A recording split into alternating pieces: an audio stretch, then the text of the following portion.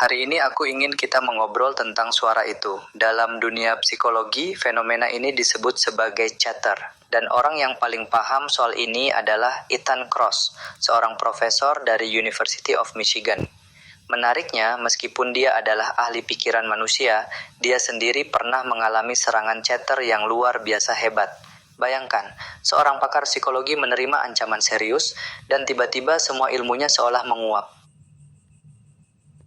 Dia terjebak dalam ketakutan, tidak bisa tidur, dan terus-menerus bertanya, bagaimana kalau ini terjadi? Bagaimana kalau aku gagal melindungi keluargaku? Kabar baiknya, pengalaman traumatis itu justru membawanya menemukan cara-cara praktis untuk menjinakkan suara batin kita. Sebelum kita masuk ke solusinya, kita perlu sadar bahwa suara batin itu sebenarnya adalah kekuatan super. Kita butuh suara itu untuk merencanakan masa depan, belajar dari masa lalu, dan memotivasi diri. Masalahnya muncul ketika suara itu kehilangan kendali dan berubah menjadi chatter. Dialog internal yang negatif, repetitif, dan tidak ada ujung pangkalnya. Kamu tahu tidak? Rata-rata, orang menghabiskan sepertiga waktu bangunnya dalam kondisi chatter ini.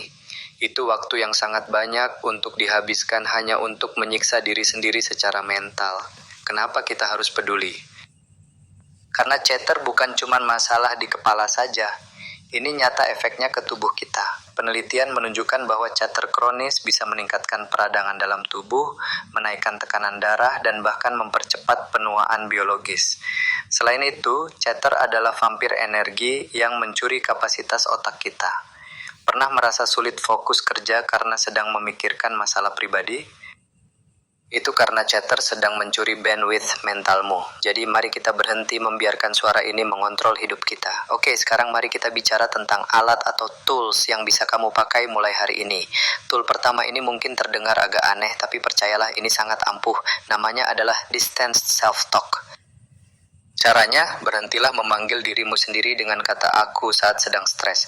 Sebaliknya, panggil namamu sendiri atau gunakan kata kamu. Misalnya, alih-alih berkata aku sangat gugup, katakanlah F, kamu sedang gugup sekarang tapi kamu sudah berlatih. Kedengarannya sepele ya. Tapi secara psikologis, ini menciptakan jarak. Saat kita menggunakan nama sendiri, otak kita seolah-olah sedang memberikan nasihat kepada seorang teman, bukan kepada diri sendiri yang sedang tenggelam dalam emosi. Kita cenderung jauh lebih bijaksana dan tenang saat menasihati orang lain. Jadi, cobalah jadi penasihat bagi dirimu sendiri. Atlet hebat seperti LeBron James atau tokoh seperti Malala Yousafzai sering melakukan ini secara intuitif. Mereka menciptakan jarak agar emosi tidak menelan logika mereka. Jadi lain kali saat kamu panik, coba panggil namamu sendiri dan beri dirimu instruksi yang tenang. Lalu ada teknik kedua, yaitu mental time travel atau zooming out. Saat kita sedang di tengah krisis, rasanya masalah itu sangat besar sampai menutupi seluruh pandangan kita. Disinilah kamu perlu bertanya pada dirimu sendiri, apakah masalah ini akan tetap penting dalam 10 tahun ke depan? Atau 10 bulan, bahkan 10 hari. Seringkali jawabannya adalah tidak. Typo di email atau presentasi yang sedikit kaku biasanya akan terlupakan dalam hitungan minggu. Dengan melakukan perjalanan waktu mental ini, kamu membantu otakmu menyadari bahwa badai ini pasti berlalu. Selain itu, jangan remehkan kekuatan ritual dan lingkunganmu. Chatter itu suka kekacauan. Makanya saat pikiranmu sedang berantakan, cobalah merapikan sesuatu yang fisik, seperti meja kerjamu atau tempat tidurmu. Ini bukan sekadar bersih-bersih loh. Secara psikologis, mengontrol lingkungan luar memberikan sinyal ke otak bahwa kita masih punya Iya, orang lagi direkam, bodoh kali. kendali. Ritual kecil di pagi hari, seperti menyeduh kopi dengan urutan yang sama setiap hari, juga bisa memberikan rasa aman yang menenangkan suara batin yang sedang bergejolak. Sekarang, mari kita bicara soal cara kita memproses emosi lewat tulisan. Banyak orang bilang journaling itu bagus, tapi hati-hati, ada cara yang salah. Kalau kamu cuma menulis keluhan tanpa henti, itu namanya cuma memindahkan chatter dari kepala ke kertas. Itu tidak membantu. Teknik yang benar adalah expressive writing. Tulis apa yang terjadi, apa yang kamu rasakan, tapi yang paling penting, cari maknanya. Apa pelajaran yang bisa diambil? Bagaimana kamu bisa tumbuh dari sini? Fokuslah pada solusi dan pertumbuhan, bukan cuma pada rasa sakitnya. Satu lagi yang menurutku sangat indah adalah konsep awe atau rasa takjub. Pernahkah kamu berdiri di bawah langit yang penuh bintang atau menatap laut yang luas, lalu tiba-tiba merasa masalahmu jadi terasa kecil? Itu bukan kebetulan. Rasa takjub membuat ego kita menyusut. Chatter itu sifatnya sangat narsis. Dia selalu berputar di sekitar aku, dan aku. Saat kita terpukau oleh keindahan alam atau karya seni yang luar biasa, fokus kita beralih ke sesuatu yang lebih besar dari diri kita sendiri. Jadi kalau pikiranmu sedang berisik, pergilah jalan-jalan ke taman. Perhatikan pohon-pohon, rasakan angin. Hanya 15 menit saja bisa mengubah segalanya.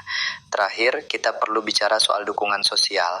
Kita butuh orang lain, tapi pilihlah dengan bijak. Jangan pergi ke orang yang hanya akan mendengarkanmu mengeluh tanpa henti, tanpa memberikan perspektif baru. Itu namanya co-rumination, dan itu justru memperparah chatter. Carilah apa yang disebut hit and cross sebagai chatter advisor. Mereka adalah orang-orang yang bisa memvalidasi perasaanmu, tapi setelah itu mereka akan membantumu melihat gambaran besarnya dan mengingatkanmu pada kekuatan yang kamu miliki. Jadi, apa langkah kecil yang bisa kamu ambil hari ini? Mungkin saat chatter itu muncul nanti, kamu bisa mencoba memanggil namamu sendiri dan berkata, "Oke, kita bisa melewati ini." Atau mungkin sesederhana merapikan meja kerjamu sebelum mulai beraktivitas. Ingat, tujuannya bukan untuk menghilangkan suara di kepala kita sepenuhnya. Itu mustahil, karena suara itu adalah bagian dari kemanusiaan kita. Tujuannya adalah mengubah suara itu dari kritikus yang jahat menjadi pelatih yang bijak. Jujur saja, perjalanan ini tidak akan instan. Akan ada hari-hari di mana chatter itu terasa sangat kencang. Tapi sekarang kamu sudah punya toolkitnya. Kamu punya kendali. Cara kita bicara pada diri sendiri menentukan bagaimana kita menjalani hidup kita. Jadi, pilihlah kata-kata yang penuh empati, pilihlah perspektif yang luas, dan yang paling penting, berbaik hatilah pada dirimu sendiri. Kamu lebih kuat dari suara-suara negatif itu. Sampai jumpa di langkah pertamamu hari ini, dan ingat, kamu tidak sendirian dalam perjuangan ini.